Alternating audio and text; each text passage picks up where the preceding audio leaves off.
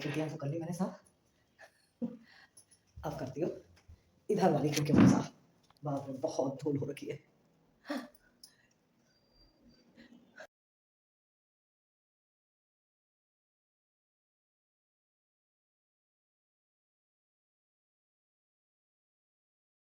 तो आप सभी को मेरा प्यार भरा प्रणाम।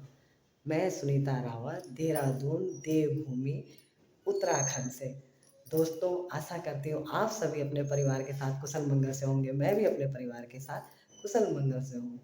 दोस्तों, नवरात्रि, दशहरा तो हम लोगों ने अपने अपने तरीके से मना चुके हैं। और अब है महिलाओं का जो दशहरे के 10वें दिन आता है करवा चौथ, और 20वें दिन आती है हमारी दीपावली।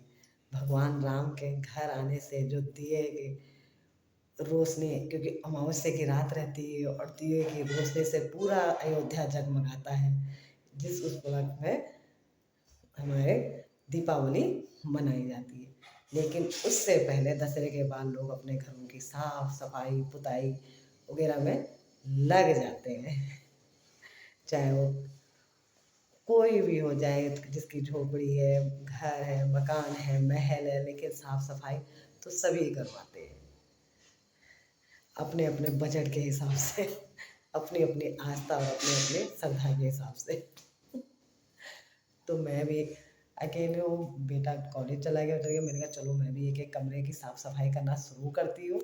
सही रहेगा, एक एक कमरे की साफ़ सफाई हो जाएगी, अच्छा है। पर्दे वगैरह ये मैंने सोचा मैं इस वाले कमरे की साफ़ सफाई करती हूँ, ये खिड़की वगैरह साफ़ करके, और एक एक कमरे करके इनके पर्दे वर्दे मैंने निकाल दिए, धुलने के लिए भिगोने रख दिए हैं बाथरूम में।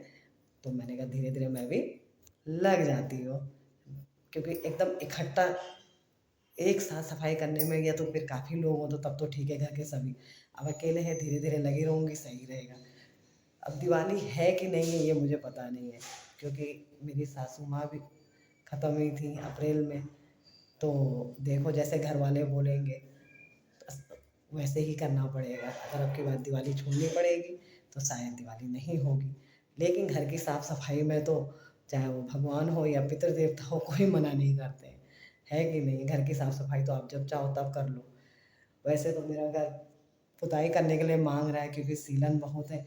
जब बना था उसी टाइम पुताई करवाई तब से, लेकिन मैं पुताई नहीं करवा रही हूँ। जानते ही हो आप कि पुताई कराने का मतलब है पता नहीं कहाँ कहाँ टूटेगा, कहाँ कहाँ बनवाने पड़ेगा। अब क्योंकि मुझे इसे दोबारा इस घर को थोड़ा बहुत रिपेयरिंग बनवाना है अपने हिसाब से, क्योंकि उस टाइम मैं थी नहीं, मैं इलाहाबाद में थी और इनके पास मैंने छोड़ रखा था। तो इन्होंने थोड़ा सा जो इनका वो हुआ उस तरह से इन्होंने बनवा दिया है, जो जिसमें थोड़ा सा मुझे खुशी नहीं है क्योंकि जैसे मैं चाहती थी अपने घर को। तो देखो, जब मनी आएगी, जब पैसा, तब काम होगा, जानते ही हो।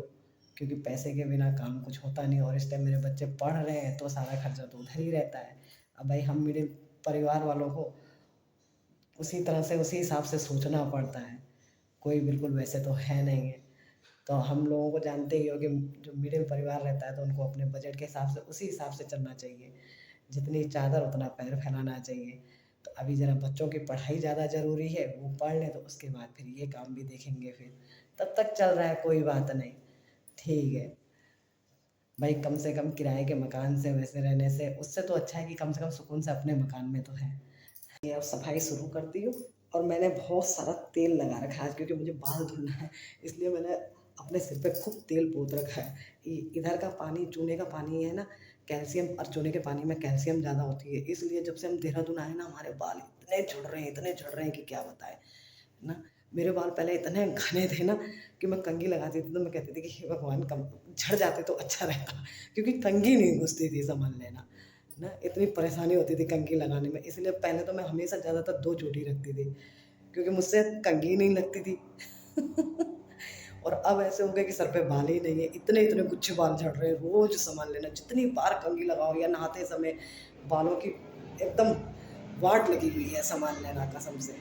इस तरह से बाल झड़ रहे हैं, समझ लो, है ना। क्योंकि कहते हैं यहाँ भाई पानी में कैल्शियम बहुत ज़्यादा है, चूने का पानी रहता है ना, चूने में कैल्शियम बहुत ज़्यादा रहता है, इसीलिए। मेरे ही नहीं, बच्चों के भी, सबके भी, जिसको देखो यही प्रॉब्लम है, यही बोलना रहता है कि यार यहाँ आके बाल कितने झड़ रहे हैं, बाल कितने झड़ रहे हैं। बस कभी कभी तो मन करता है कि वो दिन भी नहीं है, पर कैसे लगेंगे यार, ये बताओ पहले। क्योंकि जेंट्स तो सही लगते हैं, चलो फिर वो मेल होते हैं, मेल तो गंजे हो जाते हैं तो कोई बात नहीं, अगर हम गंजे हो जाएंगे तो कैसे लगेंगे। सोच के भी एकदम ऐसा लगता है कि, और मैंने ये देखो, जितना मेरे हाथ पे तेल था वो मैंने अपने मुंह पे पोत दिया था एकदम। अब तो मैं शुरू करती हूँ अपना काम, अब झाड़ना उड़ना शुरू करती हूँ, फिर उसके बाद काफ़ी काम और भी है, समझ लेना, क्योंकि एक एक करके तब तक दिवाली आ ही जाएगी, पर देखो। अब क्या होता है, क्या कहते हैं घर वाले, शायद दिवाली है कि नहीं है, क्योंकि श्राद्ध तो हमने मनाए थे, क्योंकि सासू माँ के श्राद्ध तो अच्छे धूमधाम से घर पे हुए थे, बाकी देखो जो बोलेंगे। जैसे बोले, क्योंकि भाई ये भी करना बहुत ज़रूरी होता है।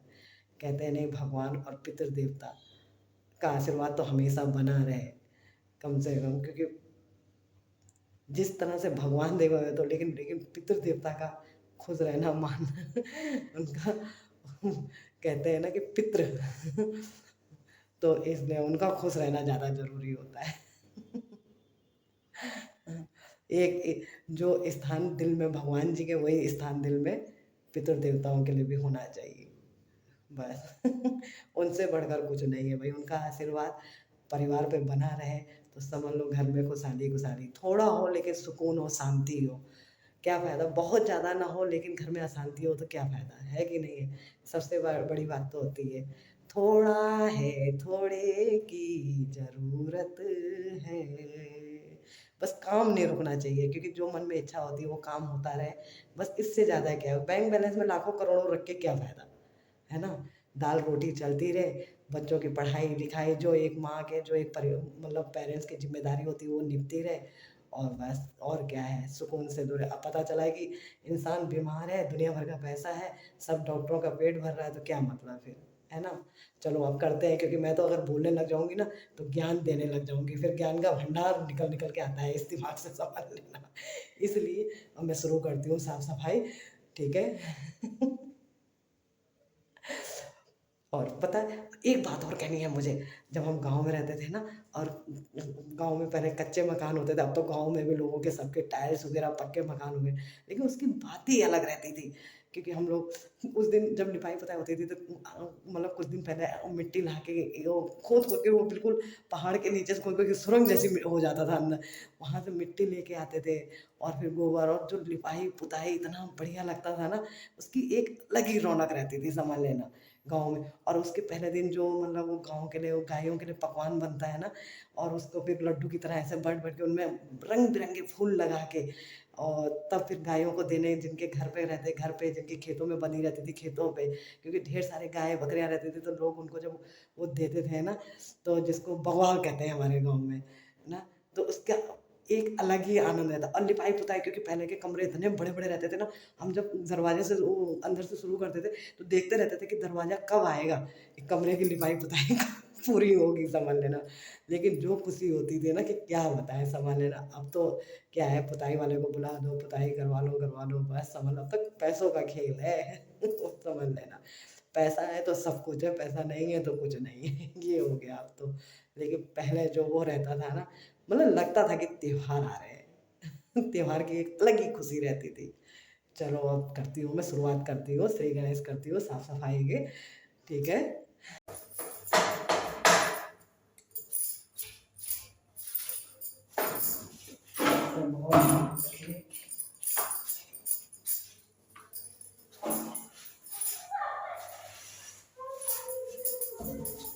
मेरा दिल इधर गया जी, अभी अभी आया था किधर जी, किसी के पैमान गया जी।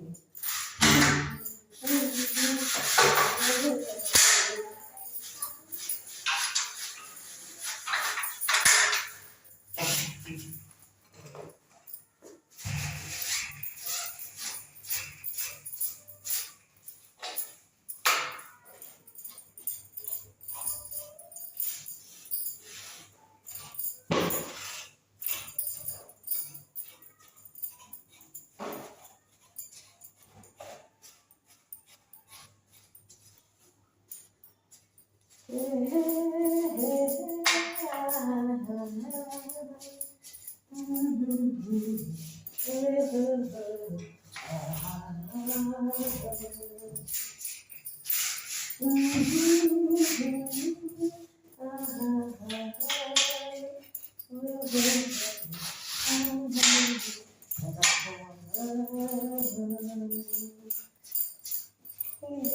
तुम बिन नहीं लगता, हम क्या करें। दिल तुम बिन नहीं लगता, हम क्या करें। जाने वाला हम क्या करें। नहीं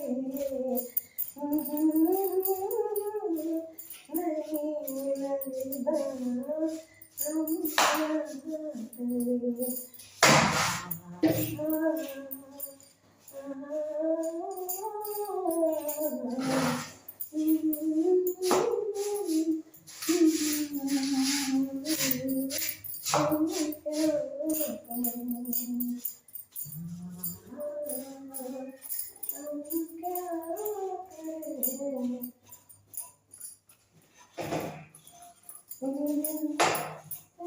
करें।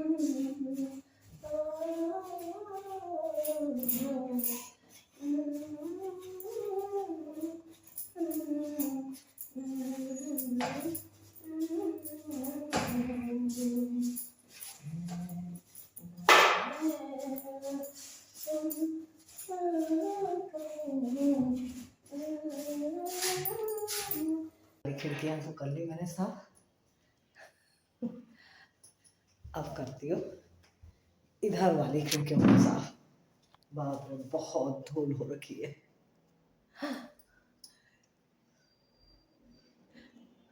ये देखिए कितनी धूल हो रखी है, देखिए।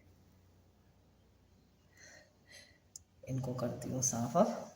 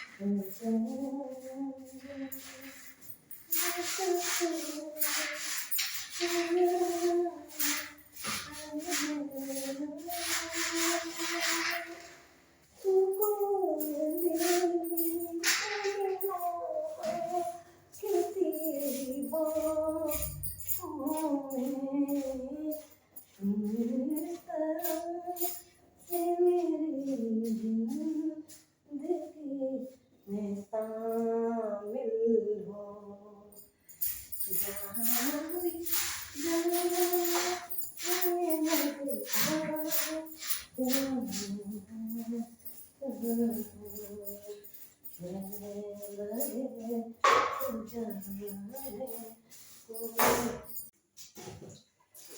की साफ सफाई, खाना पोछना हो गया, अब किचन साफ कर रहे, किचन की साफ सफाई।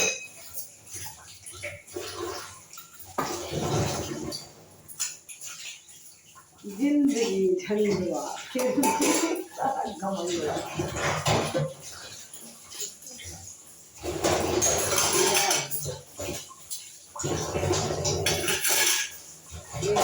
औरत की जिंदगी।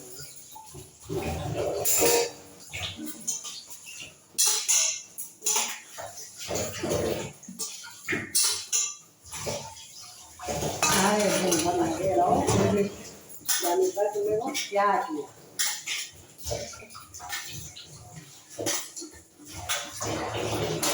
क्या करते हो, क्या किया,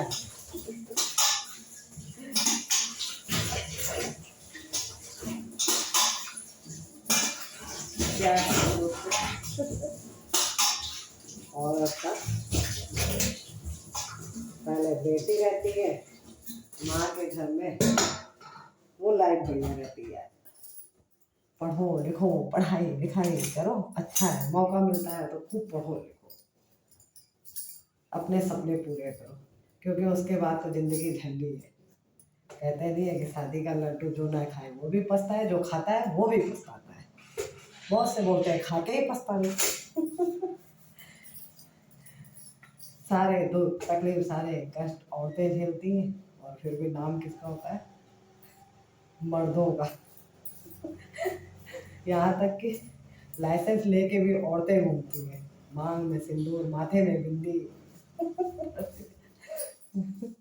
और मर्दों का क्या, उन्हें तो ना सिंदूर लगाना पड़ता है ना बिंदी लगानी पड़ती है। उनका तो पता ही नहीं चलता है कि अनमैरिड है कि शादीशुदा है कि बिन शादीशुदा है। सिर्फ हम ही लोगों का रहता है, अगर माथे में बिंदिया वगैरह सब है तो औरतों का ही पता चलता है कि सुहागिन है। काश मर्दों को भी ये चीज ना होता कि सुहाग है। तो कितना अच्छा होता। लाइसेंस लेके हम घूमे, शादी हमारे साथ, सिंदूर हम लगाए, बिंदी हम लगाए, चूड़ी हम पहने, मंगलसूत्र हम पहने, बच्चे पैदा हम करें, सब चीज हम करें, और नाम मर्दों का होता है। औरतों के सारे रोजमर्रे की जो होती है महीने वाली, तो सब कष्ट हम झेलें।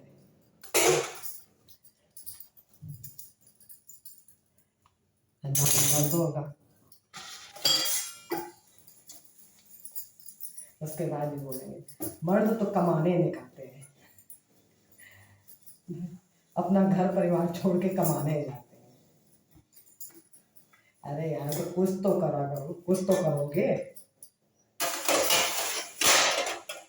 घर में ही बैठे रहोगे क्या? जब पढ़ाई लिखाई कर रखी है, माँ बाप इतनी मेहनत करते हैं, घर जमीन क्या नहीं बेच देते हैं। इसीलिए है ना, कुछ करोगे नहीं तो क्या होगा, कैसे शादी होगी, फिर रोते रहते हो। पहाड़ों के लड़कों की तो शादी नहीं हो रही है, कहाँ से होगी भाई? ठीक है, पीना खाना अपनी जगह है, लेकिन जो अपना एक नाम, अपनी एक जिम्मेदारी अपना होता है, उसको भी तो निभाना चाहिए, है कि नहीं?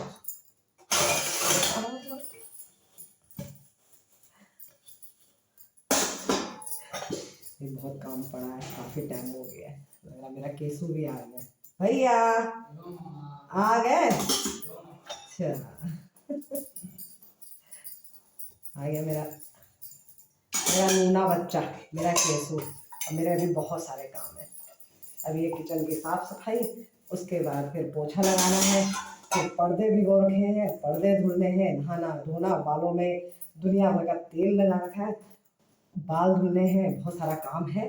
तो उसके बाद फिर जब सारा काम हो जाए तब मैं फिर बताती हूँ कि मेरा काम अब हो चुका है। जब मैं कपड़े बनाने जाऊँगी समझ लो कि तब मेरा काम हो चुका है।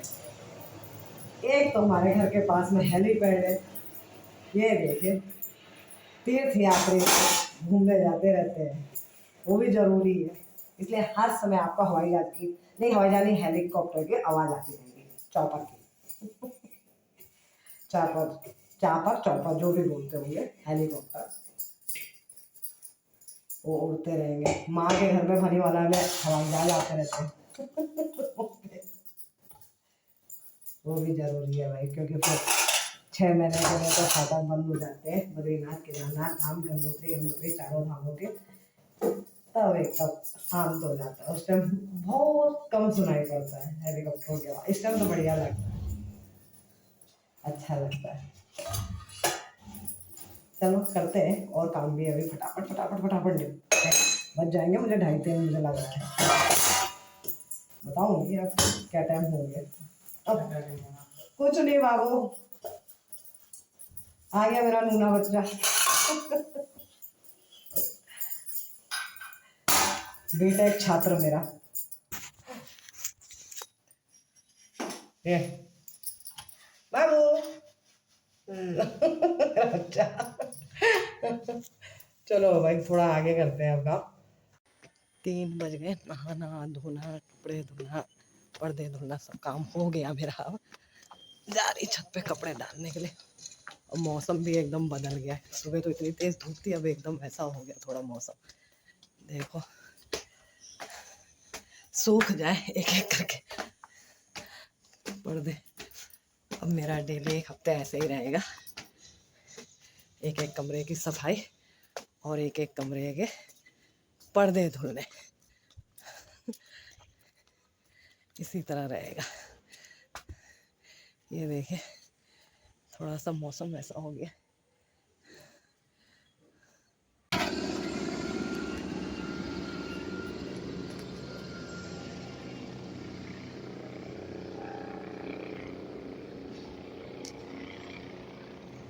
से हेलीकॉप्टर की फोटो खींच रही थी, वीडियो बना रही थी। कपड़े डाल रही हूँ, छत से हेलीकॉप्टर दिख रहा है, क्या है।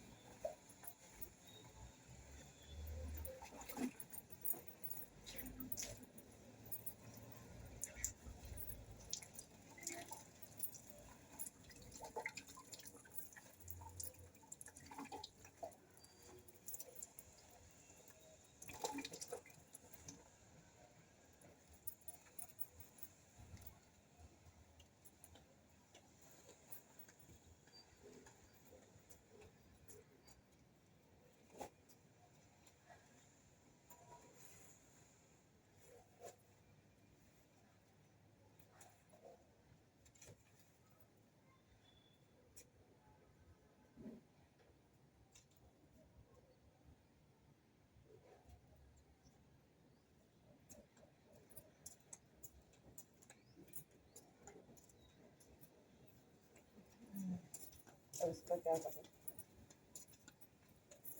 तारे टूट-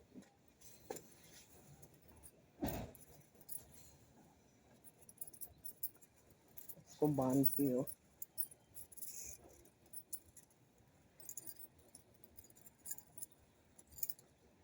हे भगवान, इसको भी अभी टूटना था क्या?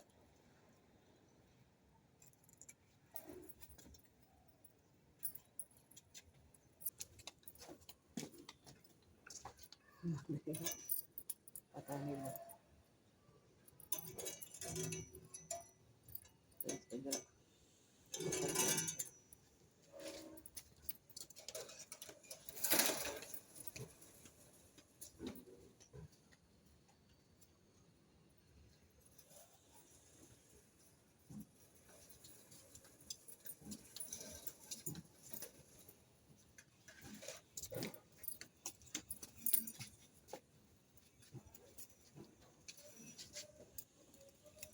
यही हो। हे प्रभु, कितनी परीक्षा है मेरे।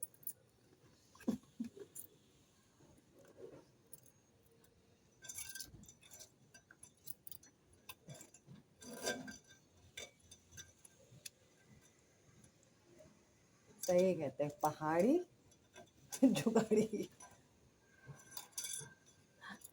पहाड़ी जो होते हैं कोई ना कोई जुगाड़ निकाल ही देते हैं।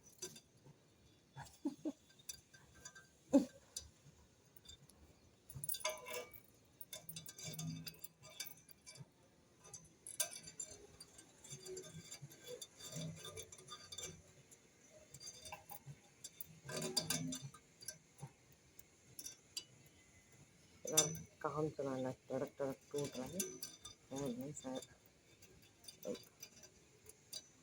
जगह जगह से टूट रहा है।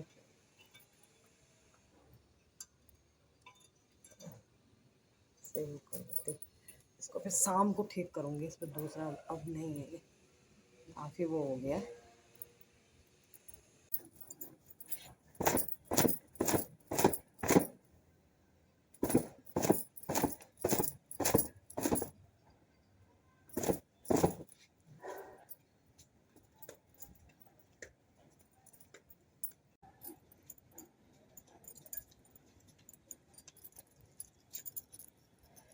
काम चलाने लायक रस्सी कर दी मैंने, पतली सी, उसके तार ना सड़ गए हैं, अपने आप टूट रहे हैं। और जब देखा तो उसने भारी और गीले पड़े पड़े उसके ऊपर, तो वो अपने आप ही फिर टूट गई रस्सी। ऐसे ही होता है, जितना मुझे जल्दी हो रही थी ना कि मेरे कपड़े सूख जाए हो जाए, क्योंकि मौसम देख ही रहे हो किस तरह से होगा। वो देखिए, बाप रे, बुरी तरह बादल, एकदम अंधेरा हो रखा है। जब सुबह इतनी तेज धूप थी और अब ऐसा हो गया। सूख जाएंगे तो टांगने भी रहते हैं पर्दे। डाल दिए मैंने पर्दे अपने सब। रस्सी वहां से टूटी गई थी ये आपने देखा ही।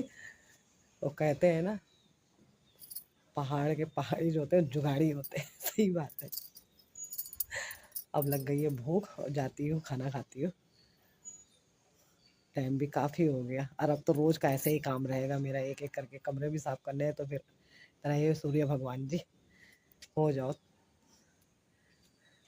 आ गई आ गई आ गई आ गई आ गई है, थोड़ा सा हल्की सी धूप दिख रही है, देखिए। चलो नीचे चलती हूँ।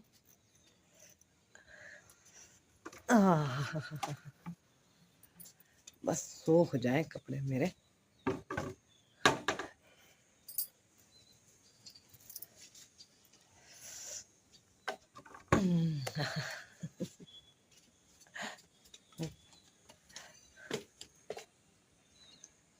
देखो, चलो सूख ही जाएंगे, देखते हैं। सूर्य भगवान जी की मेहरबानी हो ही जाएगी।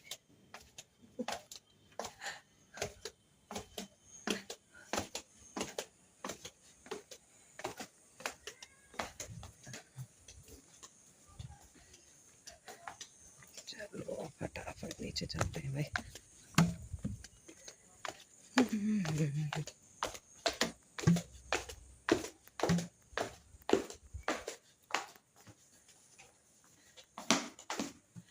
तेज भूख लग रही है मुझे, मेरे पेट में चूहे कूद रहे हैं अब साफ सफाई करके वो करके, और कम से कम 3:45 बज गए हैं।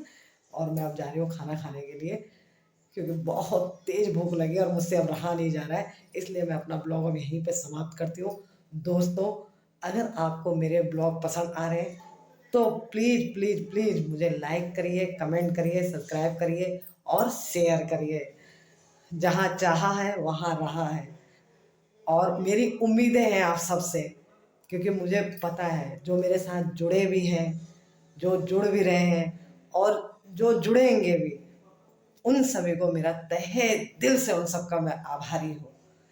क्या बोलूँ दोस्तों, ना, क्योंकि मुझे उम्मीद है, मुझे नहीं पता कि आपका प्यार, आपका साथ, आप लोग मेरे साथ जुड़ेंगे नहीं जुड़ेंगे, मेरे ब्लॉग कैसे बन रहे हैं, क्या बन रहे हैं। बस ये है कि मैं हिम्मत नहीं हारती हूँ ना, कोशिश मेरी जारी रहती, जिद्दी बहुत हो। और कहते हैं ना, कोशिश करने वालों की हार नहीं होती। ये है, जहाँ चाहा है वहाँ रहा है। रास्ते हैं तो मंजिल तो ढूंढ ही लेंगे राही। है कि नहीं है। बस ये, पर मैं उम्मीद करती हूँ अपने देश से, अपने भारत से, आप सभी से, अपने भारतवासियों से, कि मेरे साथ जुड़ेंगे, मुझे भी पसंद करेंगे, अपना प्यार अपना आशीर्वाद जब जरूर जरूर मुझे देंगे। और उसके लिए सुनीता रावत आपकी बहुत बहुत आभारी रहेगी। दोस्तों, आप जहाँ कहीं भी हैं, अपना अपनों का ख्याल रखिए, स्वस्थ रहिए, मस्त रहिए, अपने बड़े बुजुर्गों का प्यार दीजिए, सम्मान दीजिए, सेवा करिए। आपके साथ रहते हैं तो वही प्यार उनको दीजिए जो उन्होंने आपको दिया है, जिस प्यार से उन्होंने आपको पाला पोसा है। उसी प्यार की उम्मीद वो करते हैं और कुछ नहीं चाहते हैं आपसे, दो मीठे बोल। और वो अगर आपसे दूर रहते हैं, शहरों में, गाँव में, किसी होता है परिवार के साथ, बच्चों के लिए कभी बाहर रहना पड़ता है, अपने माँ बापों से दूर रहना पड़ता है, तो प्लीज़ जब भी छुट्टी हो, कोई मौका, जो भी मौका आप सबको मिलता है, उस मौके में आप अपने परिवार अपनों के बीच ज़रूर जाइएगा। उनको वो प्यार दीजिएगा, क्योंकि उन्हें भी खुशी होगी कि जब भी छुट्टी होती है, उस आस में वो बैठे रहेंगे कि छुट्टियाँ पड़ने वाली है, अब मेरा बेटा, मेरी बहू, मेरे नाती, मेरे पोते हमारे पास आएंगे। इसलिए वो उम्मीद उनकी जारी रखिएगा। बस और आगे मैं क्या बोलूँ, आप लोग तो सभी समझदार हैं। वह अपना ख्याल रखिएगा, अपनों का ख्याल रखिएगा। और जय हो भारत, जय हो देवभूमि उत्तराखंड, जय हिंद। Bye bye. अगले ब्लॉग में मिलते हैं फिर।